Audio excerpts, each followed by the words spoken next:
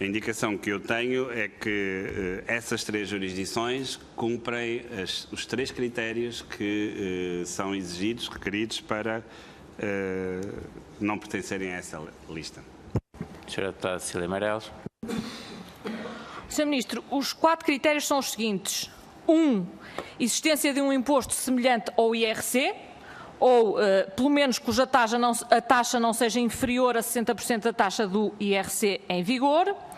As regras de determinação da matéria coletável sobre a qual incide o imposto sobre o rendimento diverjam significativamente dos padrões internacionalmente aceitos ou praticados, nomeadamente da OCDE. A existência de regimes especiais ou de benefícios fiscais mais favoráveis dos quais resulta uma redução substancial da tributação. A legislação ou prática administrativa, na prática, não haja troca de informações. São estes os critérios que devem ser seguidos na elaboração da lista e, portanto, importa perceber se estes territórios, no caso, se estes países, cumprem ou não. Por exemplo, o que eu lhe gostava de perguntar é, vamos começar pelo princípio e vamos a cada um deles. O Uruguai cumpre, por exemplo, o critério de ter um imposto sobre o rendimento das empresas? Sr. Ministro. Senhora Deputada, eu vou repetir a resposta que lhe dei há pouco. A retirada de países dessa lista é uma ação coordenada com a autoridade tributária e é uma análise que é feita, um estudo que é feito do cumprimento de todas essas exigências. E a informação que eu tenho é que todos esses territórios, todas essas jurisdições cumprem esses requisitos. Senhora Deputada. Sr. Ministro, numa mera pesquisa com o Google, que qualquer um poderá fazer, eu, de maneira relativamente rápida, encontrei, por exemplo, aqui o endereço eletrónico e o número de telefone de uns consultores que explicam o que é que são as companhias ou as empresas offshore do Uruguai e explicam as vantagens que elas podem ter. Aliás, até explicam, por exemplo, que utilizando uma companhia ou uma empresa offshore como esta, é possível para baixar os impostos a pagar noutros territórios e diz, aliás, graças aos acordos para evitar dupla tributação assinado com 13 países que incluem a Argentina, o Equador, o México, Portugal e Espanha, pode-se baixar bastante os impostos pagos neste país. O que eu pergunto, Sr. Ministro, é como é que é possível o Uruguai, ao mesmo tempo, cumprir o artigo 63D, que se refere especificamente a isto, e ao mesmo tempo ter este tipo de regimes? Sr. Ministro. A senhora Deputada compreenderá que eu não vá comentar páginas que encontrou a pesquisar no Google, que eu não sei sequer a veracidade, não sei o que é que tem por trás. Aquilo que eu lhe posso garantir é que o Centro de Estudos Fiscais, a Autoridade Tributária, a análise que foi feita dessas jurisdições, levou à conclusão de que elas estavam em condições de cumprir essa saída da lista. Senhora Deputada Cecília Meireles. Eu não lhe peço que comente. O que eu estou a pedir que comente é a sua decisão de tirar o Uruguai da lista de paraísos fiscais, que fique bem claro. Porque o Sr. Ministro veio aqui garantir-me que o Uruguai cumpre o artigo 63D.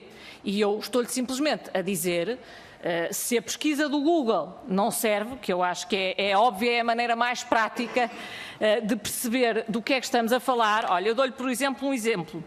Um documento da Comissão Europeia que faz primeiros passos para a criação de uma lista europeia relacionada precisamente com paraísos fiscais e que faz a análise de vários países se eles cumprem determinados critérios. O Uruguai aparece como não cumprindo ou como tendo indicadores de riscos, quer do ponto de vista da transparência e da troca de informações, quer da existência de regimes de benefícios fiscais ou regimes preferenciais. O que eu pergunto e o que eu estou a perguntar é como é que é possível haver estas informações, e no caso já são documentos oficiais, como é que é possível haver estas informações e o Sr. Ministro considerar que este país cumpre o disposto no artigo 63D e que não é um paraíso fiscal? Sr. Ministro. Sr. Deputado, eu não lhe posso responder mais do que aquilo que já lhe respondi. Esse trabalho é um trabalho que é feito ouvir a autoridade tributária e os serviços de análise que na autoridade tributária têm como responsabilidade emitir opiniões sobre essas matérias. Relembro-lhe, por exemplo, que entre 2012 e 2013, quatro vezes o anterior governo perguntou à autoridade tributária se o Panamá podia ser excluído. Em setembro de 2012, em março de 2013, em setembro de 2013, em novembro de 2013, havia uma grande curiosidade do anterior secretário de Estado dos Assuntos Fiscais sobre a possibilidade do Panamá sair dessa lista. Quatro vezes... Senhores deputados, o Sr. Ministro interrompeu a resposta. Quatro vezes a autoridade tributária respondeu que não estava em condições. Eu, neste momento, para ser com a informação que tenho é a que lhe estou a dar, espero que ela seja boa, mas é a que lhe estou a dar, é, obviamente, de que a análise que foi feita, da mesma forma como foi feita para muitas outras jurisdições, incluindo o Panamá, nestas circunstâncias que lhe acabei de dizer,